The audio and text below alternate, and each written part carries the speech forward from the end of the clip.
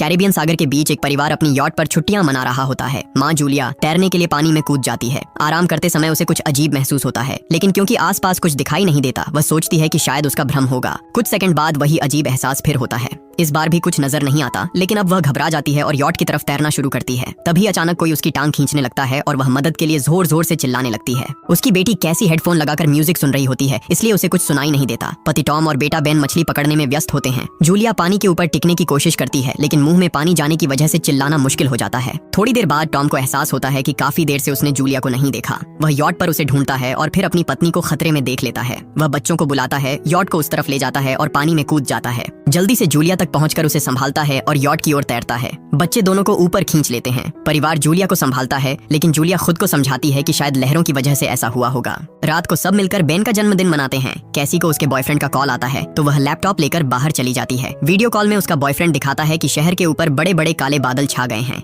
Call glitch होकर freeze हो जाती है। कैसी यह बात परिवार को बताने आती है, लेकिन टॉम कहता है कि शायद जमीन से दूर होने की वजह से सिग्नल कमजोर है। तभी सबको एक आवाज सुनाई देती है। वे सब बाहर जाते हैं और देखते हैं कि व्हेल मछलियों का एक समूह गुजर रहा है। टॉम समझाता है कि व्हेल मछलियां हमेशा पृथ्वी के मैग्नेटिक फील्ड को फॉलो करती हैं, लेकिन जब तूफान आता है तो वे कंफ्यूज हो जाती हैं। अचानक यॉट जोर से हिलती है और बेन गिर जाता है। टॉम को चिंता होती है कि कहीं यॉट को नुकसान तो नहीं पहुंचा, इसलिए वह डाइव करके नीचे चेक करने चला जाता है। कुछ देर बाद वह सतह पर वापस आता है, लेकिन उसके कंधे पर एक बड़ा घाव होता है। जूलिया तुरंत उसका जख्म सीती है। टॉम बताता है कि पानी के अंदर उसे ऐसा लगा जैसे उसके पीछे कोई बहुत बड़ा जीव था, लेकिन जब उसने मुड़कर देखा तो प्रोपेलर से कट लग गया। वह कहता है कि जो भी चीज थी बहुत बड़ी थी। टॉम को यॉट पर काफी नुकसान दिखाई देता है, इसलिए उन्हें मदद बुलानी पड़ती है। जूलिया बार बार रेडियो पर कोशिश करती है। कैसी फोन पर सिग्नल ढूंढती है, लेकिन कुछ भी काम नहीं करता। तभी कैसी को एक अजीब सा जीव दिखाई देता है और वह चिल्ला उठती है, लेकिन वह तो बस बेन होता है जो मास्क पहनकर मजाक कर रहा होता है। कुछ देर बाद यॉट पूरी तरह बंद हो जाती है और समुद्र के बीच में फंस जाती है। जूलिया रेडियो में एक आवाज सुनती है, लेकिन आवाज इतनी खराब होती है कि उसे कुछ समझ नहीं आता।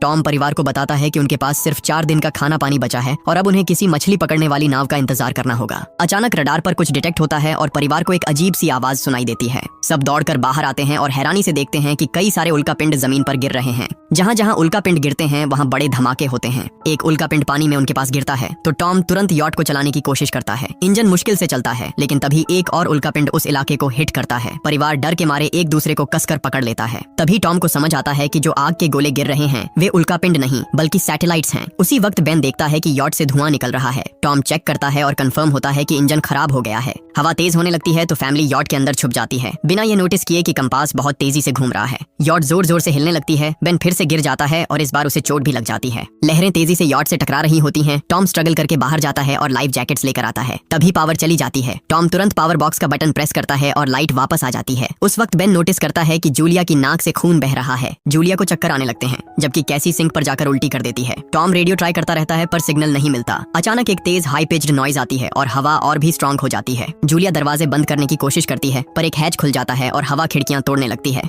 टॉम एक फ्लेयर जलाता है और थोड़ी देर बाद अंधेरा छा जाता है। अगली सुबह फैमिली शॉक में उठती है कि वो स्टॉर्म से बच गए हैं, लेकिन यॉट आधी तबाह हो गई होती है। जब वो बाहर आते हैं तो देखते हैं कि समुद्र का पानी गायब हो गया है और यॉट अब जमीन पर अटकी है। सब ये देखकर शॉक में आ जाते हैं। कैसी सिग्नल चेक करती है पर नेटवर्क बिल्कुल डाउन होता है। बेन 2 मरे हुए केकड़ों से खेलने लगता है। टॉम कंपास चेक करता है और देखता है कि वो उल्टा हो गया है। ये आखिरी बार 7 लाख साल पहले हुआ था। कैसी को लगता है कि उसका बॉयफ्रेंड मर गया होगा और वो टूट जाती है। जब जूलिया उसे समझाने आती है तो कैसी उसे दूर कर देती है और छुपने चली जाती है। जूलिया और टॉम बची हुई सप्लाईज देखते हैं। बेन अपने बर्थडे बलून्स एक पत्थर से बांध देता है ताकि शायद कोई बचा हुआ सर्वाइवर देख ले। टॉम फिर रेडियो ट्राई करता है और इस बार एक आदमी से कनेक्शन हो जाता है। उसका नाम नाव होता है और वो एक सबमरीन का कैप्टन होता है। उसकी सबमरीन भी लैंड पर अटक गई है। वो कंफर्म करता है कि मैग्नेटिक पोल्स रिवर्स हो गए हैं, इसलिए ओशन पीछे हट गया है और जमीन डूब गई है। वो कहता है कि उसने अभी तक और सर्वाइवर्स नहीं देखे और कम्युनिकेशन सिस्टम्स बिल्कुल डाउन हो गए हैं। वो मजीद ये भी कहता है कि पोल्स फिर रिवर्स होंगे और शायद एक हफ्ते में समुद्र वापस आ जाएगा। वो फैमिली को वार्न करता है कि जितना हो सके ऊंची जगह चढ़ जाओ, क्योंकि जब पानी वापस आएगा तो वो बहुत खतरनाक होगा। वो बोलता है उसका पार्टनर क्रैश में मारा गया और सबमरीन में बस 3 लोगों की ही जगह है। जूलिया और टॉम उससे कहते हैं कि प्लीज हमारे बच्चों को बचा लो। वो उन्हें अपने कोऑर्डिनेट्स दे देता है। टॉम कैलकुलेट करता है कि सबमरीन तक पहुंचने में 2-3 दिन लगेंगे। वो फैमिली से कहता है आज रात अच्छे से आराम कर लो, कल सुबह हम निकलेंगे। अगली सुबह फैमिली सामान पैक कर रही होती है। तभी टॉम को पास में कुछ हिलता हुआ दिखता है। वो एक लंगड़ा आदमी होता है जिसके हाथ में हार्पून होती है और साथ में एक कुत्ता लगातार भौंक रहा होता है।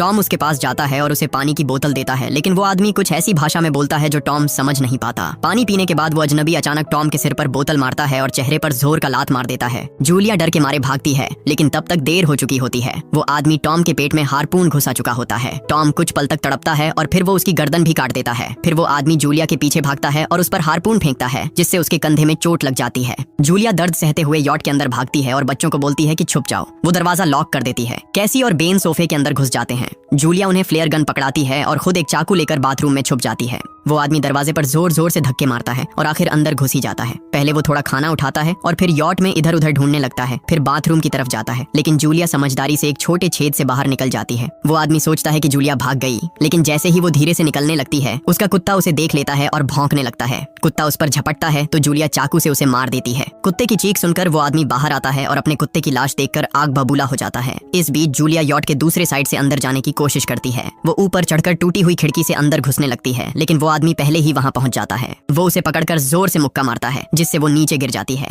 जूलिया फर्नीचर पकड़कर बचने की कोशिश करती है, लेकिन वो आदमी उसे लात मारकर दूर फेंक देता है। फिर वो उसकी कलाई पर पैर रख देता है ताकि वो चाकू छोड़ दे, और फिर उसके बाल पकड़कर उसका चेहरा जमीन पर दे मारता है और सोफे पर फेंक कर उसका गला दबाने लगता है। बच्चे ये सब कुछ देख रहे होते हैं। कैसी बाहर निकलकर फ्लेयर गन चलाती है जो सीधा उस आदमी को लगती है। वो जल उठता है और यॉट में आग फैलने लगती है। बच्चे तुरंत भाग जाते हैं, लेकिन जूलिया वापस आती है। वो उसे एक किक मारकर गिराती है, मैप और बैग उठाती है और वहां से भाग जाती है। बेन और कैसी अपने पापा के पास जाकर रोने लगते हैं। जूलिया भी उनके साथ बैठ जाती है और तीनों मिलकर आंसुओं के साथ टॉम को आखिरी अलविदा कहते हैं। तभी वो डरावना आदमी फिर यॉट से बाहर निकल आता है तो फैमिली फिर से भागने लगती है। कुछ ही देर में यॉट एक बड़े धमाके के साथ उड़ जाती है। थोड़ी दूर चलने के बाद वो लोग एक छोटे से झरने के पास रुकते हैं ताकि थोड़ा आराम कर सकें। कैसी सोचती है कि शायद वो पागल आदमी उनके पास गुब्बारे देखकर आया था। ये सुनकर बेन खुद को कसूरवार मानने लगता है। जूलिया उसे समझाती है कि इसमें उसकी कोई गलती नहीं थी और सबको आगे बढ़ने को कहती है, क्योंकि वो आदमी अभी भी उनके पीछे है। रास्ते में एक छोटे तालाब के पास बेन एक मरी हुई हैमरहेड शार्क देखकर हैरान रह जाता है। तभी जूलिया नोटिस करती है कि वो आदमी फिर उनके करीब पहुंचने वाला है।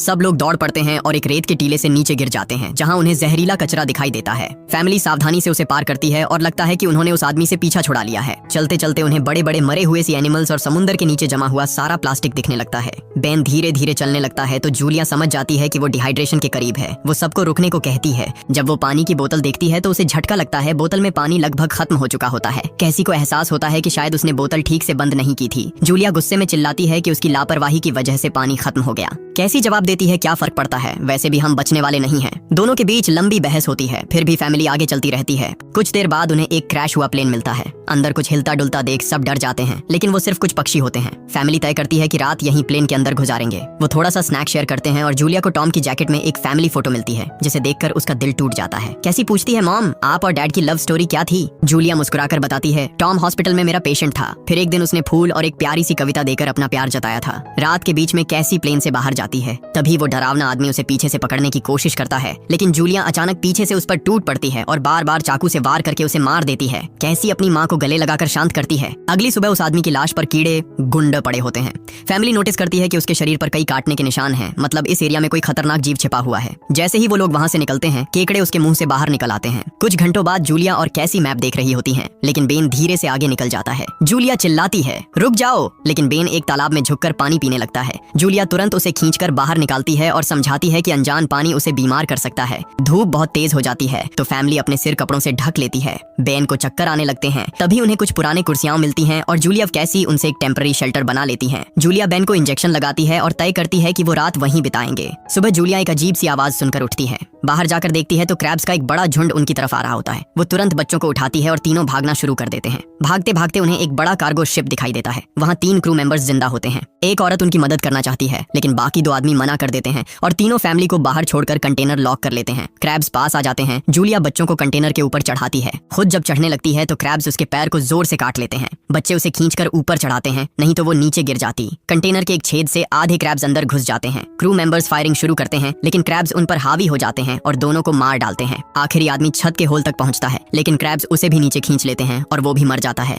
जूलिया अपने जख्म पर पट्टी बांधती है और बेहोश हो जाती है। कुछ देर बाद जब वो उठती है तो खुद को रेत के तूफान के बीच अकेली पाती है। वो घबराकर बच्चों को ढूंढने लगती है। एक मरी हुई औरत का हथियार उठाती है और जोर जोर से चिल्लाती है। कैसी उसकी आवाज सुनकर लौट आती है और बताती है कि वो और बेन मदद ढूंढने गए थे, लेकिन कोई नहीं मिला। फिर दोनों बेन से मिलते हैं, जिसे एक खुला कंटेनर मिलता है जहां वो तूफान खत्म होने तक रुक सकते हैं। जूलिया टॉम का लाइटर निकालती है और अपने जख्म को जलाकर बंद करती है है जो बेहद दर्दनाक होता है। तूफान थमने के बाद उन्हें एक और कंटेनर मिलता है जिसमें बहुत सारी पानी की बोतलें होती हैं। बॉडीज चेक करते वक्त उन्हें एक रेडियो और एक गन भी मिलती है। जूलिया नाव से संपर्क करती है और बताती है कि मैप खो गया है। इस पर नाव बताता है कि उन पर आर्थ्रोपॉड्स ने हमला किया था, वो अबिस के जीव हैं जो ऑक्सीजन की वजह से पूरी तरह पागल हो चुके हैं। अब नाव फैमिली को जल्दी करने को बोलता है क्योंकि उसके इंस्ट्रूमेंट्स ने कैलकुलेट किया है कि समुद्र उम्मीद से ज्यादा जल्दी वापस आएगा और उनके पास सिर्फ कुछ घंटे बचे हैं। वो एक फ्लेयर शूट करता है और फैमिली उस दिशा में चलना शुरू करती है। लंबी वॉक के बाद फैमिली को एक टूटा हुआ टॉयलेट मिलता है जिसमें बेन पेशाब करता है। अब वो लोग आखिरकार सबमरीन को पास ही देख लेते हैं, लेकिन वहाँ पहुँचने के लिए उन्हें एक बड़ा चट्टानी रास्ता पार करना होगा। जैसे ही वो रास्ते से गुजरते हैं, दीवारें हिलने लगती हैं और पत्थर गिरने लगते हैं, जिससे एक भयानक रॉक स्लाइड हो जाता है।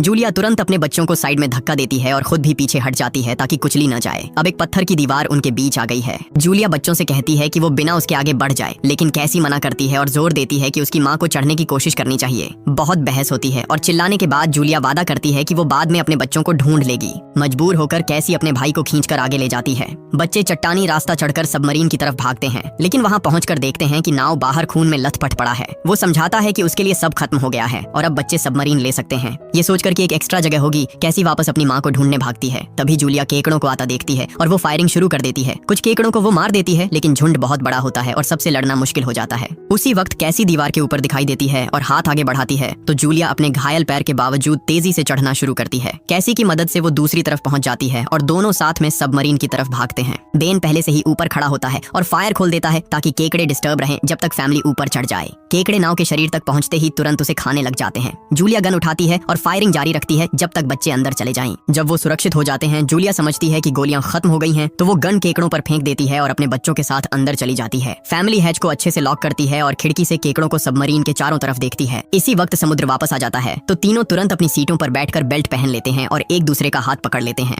तेज लहरें सबमरीन को जोर जोर से इधर उधर फेंकना शुरू कर देती हैं, जिससे जूलिया को पूरी जर्नी के विजन दिखने लगते हैं और कैसी उल्टी कर देती है। जल्दी ही वो हाई पिच आवाज वापस आती है और फैमिली बेहोश हो जाती है। कुछ देर बाद जूलिया और बच्चे होश में आते हैं और खुद को जिंदा देखकर खुश होते हैं। वो हैच अनलॉक करके बाहर निकलते हैं और देखते हैं कि लहरों ने सबमरीन को एक तबाह शहर में गिरा दिया है। यानी अब जिंदा रहने और नया जीवन शुरू करने की उम्मीद है। और यहीं पर फिल्म खत्म होती है।